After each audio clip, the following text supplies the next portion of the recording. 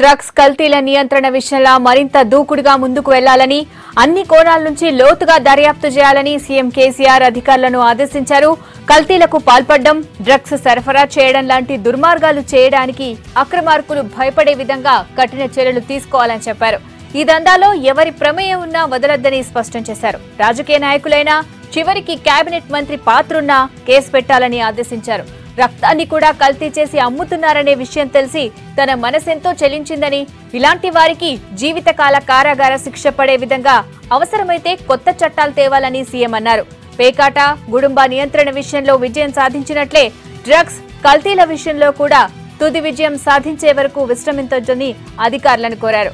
Drugs కల్తీలను అరికట్టే విషయంలో Telangana police, excise, ఇతర శాఖల అధికారులు చేస్తున్న కృషి చాలా గొప్పగా ఉందని సీఎం ప్రశంసించారు.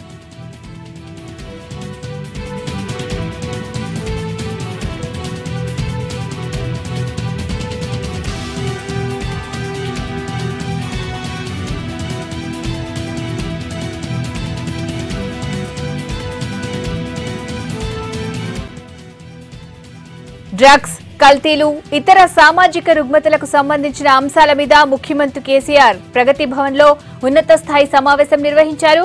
మంత్రులు నాయన్ నరసింహారెడ్డి, పద్మారావు, ప్రభుత్వ ప్రధాన సలహాదారు రాజేష్ శర్మ, డీజీపీ అనురాగ్ శర్మ, ప్రభుత్వ ముఖ్య కార్యదర్శులు S Narasimharao, Somesh Kumar, Shanti Kumari, excise commissioner Chandravadan, GHMC commissioner Janardhan Reddy, ACB DG Purnachandrarao, Hyderabad, Cyberabad, Rachakonda police కమిషనర్లు Mahender Reddy, Sandeep Shandilya, Mahesh Bhagwat, intelligence IG Naveen Chand, securities IG NK Singh, excise enforcement director Akun Sabharwal, Hyderabad, Warangal range ఐజీలు Stephen Ravindra, Nagireddy, police housing corporation chairman Damodar Gupta తదితరులు పాల్గొన్నారు.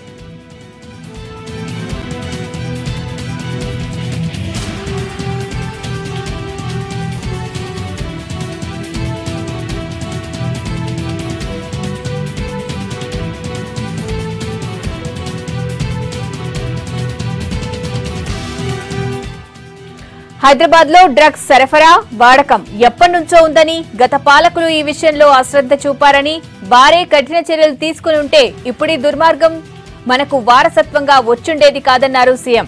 హైదరాబాద్ బ్రాండ్ ఇమేజ్ కాపాడటం అత్యంత అవసరమని, హైదరాబాదే తెలంగాణకు లైఫ్ లైన్ కాబట్టి హైదరాబాద్ లో అరాచకం అంతం కావాలన్నారు.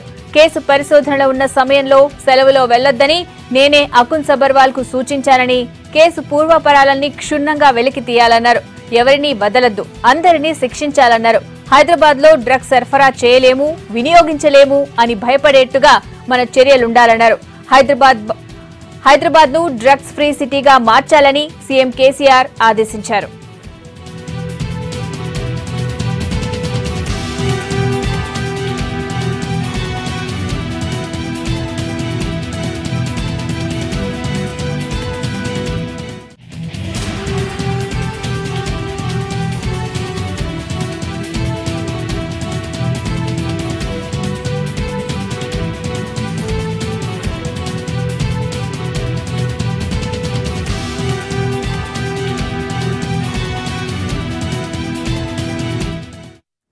డ్రగ్స్ అక్రమ రవాణా మీద ఎక్సైజ్ ఎన్ఫోర్స్మెంట్ అధికారులు కూపీలాగుతున్నారు. ప్రభుత్వం పూర్తి స్థాయిలో స్వేచ్ఛ ఇవ్వడంతోనే డ్రగ్స్ దందా అంతు తేల్చేందుకు తయారైతున్నారు.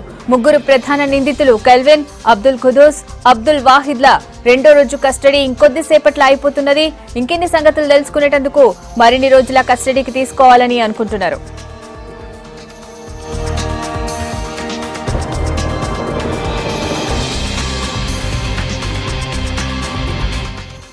ఇక నిన్న ఇయాల A1, A2, A3లను ప్రశ్నించారు స్పెషల్ ఇన్వెస్టిగేటివ్ టీం అధికారులు. సినిమా ఇండస్ట్రీలో ఉన్న సంబంధాల మీద మరిన్ని ఆధారాలు సేకరించారు.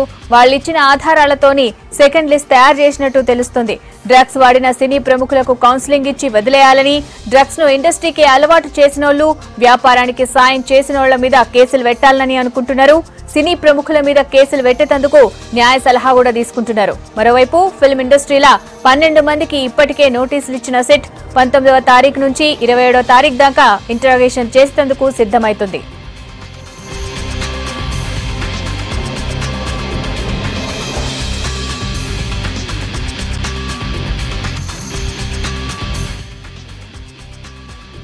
ఇక మరిన్ని ముచ్చట్లు రవి కిరణ్ లైవ్ లో అందిస్తారు. రవి చెప్పండి, కెల్విన్ కస్టడీ ఎప్పుడు ముగుస్తుంది? ఇంకేమైనా విషయాలు తెలిసిన కెల్విన్ నుంచి?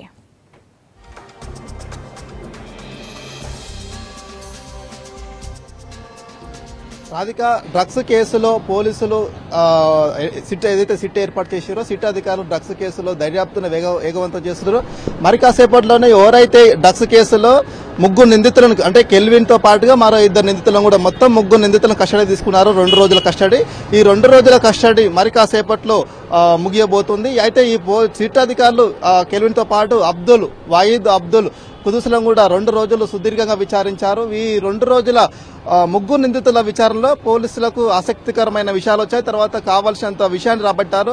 ఎవరైతే ఈ అంటే ఏదైతే డ్రగ్స్ దందా ఉందో ఈ డ్రగ్స్ దందా అంతటి కూడా కేల్విన్ సారథ్యంలో నడిచింది. కేల్విన్ ప్రధాన నిందితుడు, సూత్రధారుడు ఈ డ్రగ్స్ కేసులో. అయితే ఈ ఇతర దేశాల నుంచి డ్రగ్స్ తెప్పించిన తర్వాత కేల్విన్ ఎవరైతే సినీ ప్రముఖులకు గానీ సినీ ఇండస్ట్రీ చెందిన కొందరు యువ హీరోలకు, తర్వాత నిర్మాతలకు, డైరెక్టర్లు వీరందరికీ కూడా వాళ్ళ ఎవరైతే కొడుకులు ఉన్నారో వాళ్ళందరికీ కూడా డ్రగ్స్ సరఫరా చేశారు. డ్రగ్స్ సరఫరా చేసిన తర్వాత కూడా ఎవరైతే ఈ కేల్విన్ డ్రగ్స్ అక్కడ ఇతర దేశాల నుంచి తెప్పించుకున్న తర్వాత సినీ ఇండస్ట్రీకి సరఫరా చేయడం, సినీ ఇండస్ట్రీ వాళ్ళు కూడా దాన్ని కూడా తీసుకున్నట్టుగా పోలీసులకు ఇప్పటికీ బలమైన ఆధారాలు దొరికినాయి. కాబట్టి వాళ్ళందరూ కూడా ఇంతకు ముందే సిట్ అధికారులు కూడా వీళ్ళందరూ కూడా 12 మందికి నోటీసులు జారీ చేశారు. ఈ 12 మంది కూడా ఈ నెల 19 నుంచి 27 వరకు కూడా ఎక్సైజ్ 12వ ఫ్లోర్ అంటే 5th ఫ్లోర్ లో ఉన్న సిట్ కార్యాలయం ముందు విచారణకు అటెండ్ కావాలని కూడా పోలీసులు ఇప్పటికే స్పష్టం చేశారు. అయితే ఇక్కడ విషయం గమనించుకోవాలి. ఎందుకంటే ఇప్పటి వరకు సిట్ అధికారులు దర్యాప్తు చేసినంత ఏదైతే స్టార్టింగ్ 13 మందిని అరెస్ట్ చేశారో ఆ 13 మంది చెప్పిన ఆధారంగానే వాళ్ళ దగ్గర నుంచి సేకరించిన ఎవిడెన్స్ ఆధారంగానే 12 మందికి నోటీసులు పంపడం జరిగింది. తర్వాత ఈ 2 డేస్ నుంచి అంటే 2 డేస్ పోలీసు విచారణలో ఈ కేల్విన్ తో పాటుగా మరో ఇద్దరు వీళ్ళిద్దరిని కూడా ముగ్గురిని కూడా సుదీర్ఘంగా విచారించిన తర్వాత వాళ్ళ కాల్ డేటాను సెర్చ్ చేశారు. తర్వాత వాళ్ళ వాట్సాప్ గ్రూప్ లో కూడా అన్నింటినీ అనలైజ్ చేసిన తర్వాత చాలా అంటే 2-3 ఇయర్స్ నుంచి కూడా ఈ కేటుగాలు ఈ దందలు ఎవరైతే నిర్వహిస్తారో ఈ కేటుగాలు కూడా సినీ ఇండస్ట్రీ తోటి లింకులు ఉన్నాయి. సినీ ఇండస్ట్రీలో కొందరితోటి వీళ్ళకు ఫోన్లో మాట్లాడడం కానీ, వాట్సాప్ గ్రూప్ లో మెసేజ్ చేసుకోవడం కానీ ఇవన్నీ కూడా సిట్ అధికారులు ఆధారాలు సేకరించారు. అయితే చాలా మంది ఎవరికైతే ఈ సినీ ఇండస్ట్రీకి సంబంధించి ఇప్పటికే వీళ్ళతో లింక్ ఉన్నట్టు ఎవిడెన్స్ కలెక్ట్ చేశారు. కాబట్టి నెక్స్ట్ ఏం చేయాలనేది కూడా సిట్ అధికారులు ఆలోచిస్తున్నారు. ఎందుకంటే ఇప్పటికే 12 మందికి సంబంధించి ఎవిడెన్స్ దొరికింది. వాళ్ళందరికీ నోటీసులు పంపించారు. తర్వాత ఈ 2 డేస్ విచారణలో మరికొన్ని విషయాలు బయటికి రావడంతో సెకండ్ జాబితా కూడా సిట్ అధికారులు రంగసిద్ధం చేస్తున్నారు. బహుశా రేపు సెకండ్ జాబితా కూడా విడుదల చేసే అవకాశం ఉంది. ఆ సెకండ్ జాబితాలో కూడా చాలా మంది యువ హీరోలతో పాటుగా డైరెక్టర్లు, నిర్మాతలు, మరికొంది వాళ్ళ పిల్లలు కూడా అందులో ఉండే అవకాశం ఉన్నట్టు కూడా మనకు తెలుస్తుంది. తర్వాత సినీ ఇండస్ట్రీ సంబంధించి వాళ్ళపై కూడా కేసులు నమోదు చేయాలా వద్దనేది కూడా సిట్ అధికారులు న్యాయ సలహా తీసుకుంటున్నారు. ఎందుకంటే ఒక డ్రగ్స్ దందాగాలు, కేటుగాలు కొందరు సినీ ఇండస్ట్రీకి సంబంధించి వాళ్ళకు డ్రగ్స్ సరఫరా చేశారు. తర్వాత సినీ ఇండస్ట్రీకి చెందిన వాళ్ళు కూడా డ్రగ్స్ కు అడిక్ట్ అయ్యారు. అడిక్ట్ అయిన తర్వాత వాళ్ళు దానికి బానిస అయ్యారు. డ్రగ్స్ తీసుకోవడం, బానిస కావడం. తర్వాత అంటే వాళ్ళు డ్రగ్స్ తీసుకొని బానిసలు అయితే గనక వాళ్ళకు కౌన్సిలింగ్ లాంటిది ఇచ్చి వాళ్ళ దగ్గర స్టేట్మెంట్ తీసుకొని వదిలిపెట్టే అవకాశం ఉంటుంది NDPS యాక్ట్ ప్రకారం. తర్వాత ఎవరైతే డ్రగ్స్ కేటుగాల నుంచి కూడా డ్రగ్స్ తీసుకొని ఆ డ్రగ్స్ ని మళ్ళీ నలుగురికి అంటే వేరే వ్యక్తులకు సరఫరా చేయడం, అమ్మడం లాంటి చేస్తే గనక ఖచ్చితంగా ఈ కేటుగాలతో పాటు వాళ్ళ మీద కూడా ఖచ్చితంగా FIR లో కేసు నమోదే అవకాశం ఉంది. అయితే ఎవరైతే 12 మందికి నోటీస్ పంపించారో ఈ 12 మంది నోటీస్ పంపించిందంట ఒక హీరోకు కూడా అందులో పేరుంది. ఆ యువ హీరో కూడా గచ్చిబౌలి PS పరిధిలోని ఒక పబ్బు కూడా అందులో ఆయన వాటాదారుడు ఉన్నాడు. ఎవరైతే కేల్విన్ ఉన్నాడో కేల్విన్ ప్రధాన సూత్రధారుడు ఇప్పటికే పోలీసు విచారణలో ఆ యువ హీరోకి కూడా నేను చాలా ఏళ్ల నుంచి డ్రగ్స్ సరఫరా చేస్తున్నట్టు కూడా వెల్లడించాడు. సో అయితే ఆ యువ హీరో సంబంధించి డ్రగ్స్ సరఫరా చేసిన తర్వాత ఆ యువ హీరో కూడా తనకున్న పబ్బులో దానికి ఎవరైతే అక్కడికి డైలీ వస్తుంటారో వాళ్ళకు సరఫరా చేయడం, వాళ్ళకు అడిక్ట్ చేయడం లాంటివి కూడా జరిగింది. అయితే సో ఇక్కడ గమనించాల్సింది అంటే ఎవరైతే డ్రగ్స్ అడిక్ట్ కావడమే కాదు, తీసుకున్న వారు ఆ డ్రగ్స్ తీసుకొని మళ్ళీ దాన్ని బిజినెస్ చేసి నలుగురికి సరఫరా చేయడం, నలుగురికి అలవాటు చేయడం లాంటి చేస్తే కనుక అలాంటి వారిని ఇప్పుడు సిట్ అధికారులు గుర్తిస్తున్నారు. ఎందుకంటే అలాంటి వారి మీద కూడా కేసు నమోదైతే అడిషనల్ గా దీని మీద మళ్ళీ FIR కూడా నమోదు చేయాల్సి ఉంటుంది. అందులో ఖచ్చితంగా సినీ ఇండస్ట్రీ సెకండ్ FIR లో కనుక సినీ ఇండస్ట్రీకి సంబంధించి ఖచ్చితంగా కొందరు పేర్లు ఉంటాయి. వాళ్ళు కూడా అరెస్ట్ అయ్యే అవకాశాలు ఉన్నాయి. దానికి సంబంధించి ఈ రోజు సీఎం కూడా చాలా సీరియస్ గా కేసుని సీరియస్ తీసుకున్నారు. ఈ రోజు అధికారులందరినీ కూడా సీఎం క్యాంప్ ఆఫీస్ పిలిపించుకుని రివ్యూ నిర్వహించారు. ఈ కేసులో ఎంతటి వారైనా సరే చివరికి క్యాబినెట్ హోదా కలిగిన మంత్రులకు సంబంధించిన వాళ్ళ ఇన్వాల్వ్మెంట్ ఉన్నా కానీ ఖచ్చితంగా కేసు నమోదు చేసి అరెస్టు చేయమని పోలీసులకు సీఎం కేసీఆర్ స్పష్టమైన ఆదేశాలు ఇచ్చారు. అవసరమైతే ఎక్సైజ్ ఎన్ఫోర్స్మెంట్ అధికారులు ఏమైనా కేసు దర్యాప్తు చేస్తున్న క్రమంలో మీకు ఏమైనా కొద్దిగా ఇబ్బందికరమైన పరిస్థితులు ఎదురైతే గనక పోలీస్ డిపార్ట్మెంట్ సహకారం కూడా తీసుకోవాలని కూడా సీఎం ఆదేశించారు. ఈ నేపథ్యంలో సీఎం ఆదేశాలతోటి ఎవరైతే ఎన్ఫోర్స్మెంట్ ఉందో సిట్ అధికారులు కూడా ఈ కేసును సపరేట్ ప్రత్యేకంగా దర్యాప్తు చేస్తున్నారు కాబట్టి ఎన్ఫోర్స్మెంట్ అధికారులు కూడా ఈ కేసుని స్పీడప్ చేశారు సీఎం ఆదేశాలతోటి. తర్వాత సెకండ్ జాబితా కూడా రంగం సిద్ధం చేస్తున్నారు. బహుశా రేపు సెకండ్ జాబితా కూడా సినీ ఇండస్ట్రీకి కొందరికి పంపే అవకాశం ఉంటుంది. దాంతో పాటుగా ఎవరైతే కేల్విన్ తో పాటు మరో ఇద్దరు నిందితులు 2 రోజుల కస్టడీ ఈ రోజు ముగుస్తుంది, మరి కాసేపట్లో ముగుస్తుంది కాబట్టి వీళ్ళ దగ్గర నుంచి 100% వరకు ఇన్ఫర్మేషన్ రాబట్టారు. తర్వాత సిట్ అధికారులు కూడా వీళ్ళని మరొక 2 రోజులు కూడా విచారిస్తే ఇంకా అనేక విషయాలు రాబట్టుకోవచ్చు అనే ఉద్దేశంతో రేపు వీళ్ళని కోర్టులో ప్రొడ్యూస్ చేసిన తర్వాత మరో 2 రోజులు తమ కస్టడీకి ఇవ్వమని కోర్టుని అడిగే అవకాశం కూడా ఉంది. దాంతో పాటుగా ఈ కేసులో అరెస్ట్ అయి జైల్లో ఉన్న మిగతా వాళ్ళని కూడా 1-2 కస్టడీ కోరే అవకాశం ఉంది. దాంతో పాటుగా కేసుల విషయంలో అంటే ఫిలిం ఇండస్ట్రీకి సంబంధించి చాలా మందికి నోటీసులు ఇచ్చారు కాబట్టి సెకండ్ జాబితా కూడా రెడీ అవుతుంది. కాబట్టి ఎవరిని ఎన్టీపీసీ యాక్ట్ ప్రకారం సెక్షన్ 67 ప్రకారం ఇప్పటికే నోటీసులు ఇచ్చారు. తర్వాత ఎవరిని విచారణకు పిలవాలి, తర్వాత ఎవరి మీద ఎలాంటి కేసులు పెట్టాలనే దానికి సంబంధించి సిట్ అధికారులు న్యాయ సలహా తీసుకుంటున్నారు. ఎందుకంటే ఎన్డీపీఎస్సీ యాక్ట్ ప్రకారం పోలీసులు ముందుకెళ్లాలనుకుంటే కనుక చాలా ప్రీప్లానింగ్ వెళ్ళాలంటుంది, గ్రౌండ్ వర్క్ పేపర్ వర్క్ చాలా చేసుకోవాల్సి ఉంటుంది. ఎక్కడైనా సరే చిన్న మిస్టేక్ ఉంటే గనక ఎవరిని అయితే ఆరోపణ చేసిరో అతను కోర్టు నుంచి ఈజీగా తప్పించుకోవడానికి అవకాశం కూడా ఉంది. కాబట్టి ఎన్డీపీఎస్సీ యాక్ట్ ప్రకారం పోలీసులు ఖచ్చితంగా ఒక వ్యక్తిని డ్రగ్స్ కేసు కింద అతని పేరు పెట్టి ఎఫ్ఐఆర్ చేసి అరెస్ట్ చేయాలంటే గనక స్పెసిఫిక్ ఎవిడెన్స్ ఖచ్చితంగా కోర్టులో ప్రొడ్యూస్ చేయాల్సి ఉంటుంది.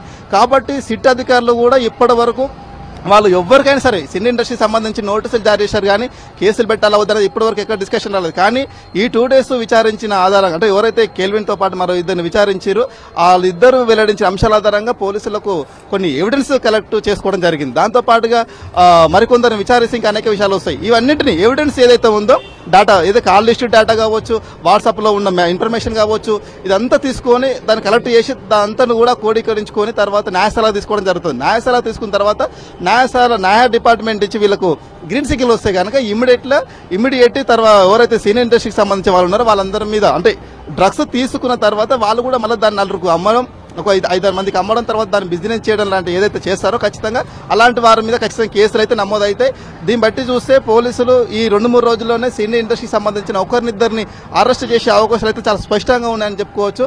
తర్వాత ఇంకా దీనికి సంబంధించి వెనకాల అంటే సినీ ఇండస్ట్రీయే కాదు ఇంకా ఏ సెక్టర్ పొలిటికల్ కానీ తర్వాత ఇంకా వేరే రంగాలు కానీ అంటే తర్వాత ఇక్కడ ఈ రోజు కూడా ఎవరైతే ఈ ముగ్గురు కూడా పోలీస్ కస్టడీలో వెల్లడించిన అంశాల ఆధారంగా ఒక ఈవెంట్ సంబంధించిన మేనేజర్ కూడా ఒక లేడీని కూడా అధికారులు పిలిపించారు. ఈ కాసేపు క్రితమే ఆమె కూడా సిట్టు ముందు హాజరయ్యారు. తర్వాత ఈ కేటుగాలు ఒక ఫిలిం ఇండస్ట్రీ కాదు పబ్బులు క్లబ్బులు హోటల్ కూడా వీళ్ళు డ్రగ్స్ సరఫరా చేస్తుంటారు. ఈవెంట్ మేనేజర్లు కూడా డ్రగ్స్ సరఫరా చేసి కూడా వీళ్ళు దందాన్ని బాగా విస్తరించుకోవడం జరిగింది. కోట్లు దండుకునే విధంగానే వీళ్ళు మొత్తం ప్లాన్ జరిగింది. తర్వాత మనీ ట్రాన్సాక్షన్ ఎవరైతే ఈ కెల్విన్ తో పాటు మరికొందరు ఉన్నారో వీళ్ళందరూ డ్రగ్స్ తెప్పించిన తర్వాత వాళ్ళకి అమ్మడం, ఆ మనీ ట్రాన్సాక్షన్ కూడా ఏ విధంగా ఉండేదని కూడా అన్ని కూడా వీళ్ళు నిందితులు పోలీసులకు చాలా అంటే కస్టడీలో బయటపడ్డాయి. కాబట్టి ఈ రేపు చాలా కీలకంగా కాబోతుంది ఈ కేసులో.